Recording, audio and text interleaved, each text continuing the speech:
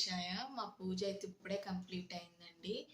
నేను యూట్యూబ్‌లో చూసి నేర్చుకుంటున్నాననమాట. సప్త శనివారాల వ్రతం అని చెప్పి తెలుగు యాస్ట్రో అని కొడితే వస్తదండి. యూట్యూబ్ ఛానల్ పేరొచ్చి తెలుగు యాస్ట్రో. సప్త శనివారాలని కొడితే అందులో పూజారి గారు మొత్తం చెప్తారనమాట. ఆయనే పూజంతా జరిపిస్తారు. స్టార్టింగ్ నుంచి లాస్ట్ వరకు కూడా ప్రతీది డీటెయిల్‌గా చెప్తారు. మనం కథ చదవాల్సిన అవసరం లేదు, శ్లోకాలు చదవాల్సిన అవసరం లేదు. జస్ట్ బ్లైండ్‌గా ఆయన ఫాలో అయిపోతే సరిపోతది. మనకు పూజకి కావాల్సినయన్నీ కూడా ఏం ఏర్పాటు చేసుకోవాలో కూడా ఆయన చెప్తారనమాట పూజ స్టార్టింగ్‌లోనే.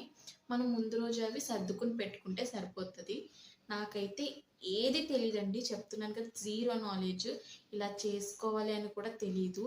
ఆయన ఛానల్‌లో చూసి నేను ఆ వీడియో డౌన్లోడ్ చేసుకుని ప్రతి వారం కూడా నేను అలాగే బ్లైండ్‌గా ఫాలో అయిపోతున్నాననమాట. ఇప్పుడైతే 2 పీటలు తీసుకుని చక్కగా పసుపు అంతా రాసుకుని దాని మీద యెల్లో క్లాత్ వేయండి.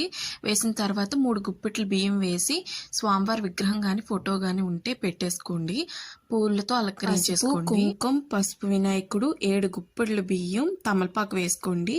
అలాగే బెల్లం, అరటిపళ్ళు, కొబ్బరికాయ, పంచామృతాలు, పానకం, ఒక గ్లాసులో నీళ్లు, ఒక చెంబు నీళ్లు, అలాగే నీటితో కలుపుకున్న అక్షింతలు, హారతి కర్పూరము, అలాగే అగరబత్తులు, ఒక అగ్గిపెట్టె, అలాగే 2 తాంబూలాలు తీసుకోండి.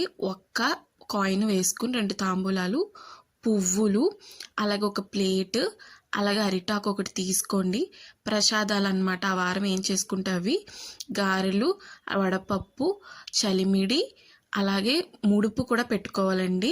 అలాగే ఒత్తులు, 7 పిండి ప్రమిదలు బియ్యం పిండితో చేసుకున్నవి, అలాగే కొబ్బరికాయ కొట్టుకోవడానికి ఇలా ఒక గిన్నె సిద్ధం చేసుకోండి. రెడీ చేసుకుని పక్కన పెట్టుకుని అలాగే ఒక దీపం కుందులో నువ్వుల నూనె 3 ఒత్తులు వేసుకుని రెడీగా పెట్టుకోండి పూజకి, వినాయకుడి పూజకి.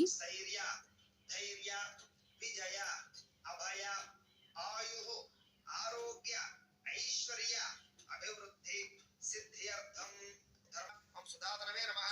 ఓం యాదవేంద్రాయ నమః. ఓం నిత్య యవ్వన రూపవతే నమః. ఓం చతుర్వేదాత్మకాయ నమః. ఓం పద్మాలయాయ నమః. ఓం పద్మాయై నమః. ఓం శుచయై నమః. ఓం స్వాహాయై నమః. ఓం స్వాహాయ సమేత శ్రీ వెంకటేశ్వర స్వామినే నమః. పరిమళ ధూపమాగ్రాపయామి. శ్రీ హనుమంత పద్మావతి సమేత శ్రీ వెంకటేశ్వర స్వామినే నమః. సాక్షాత్ దీపం దర్శయామి. ఓం పుష్పాలవేణి.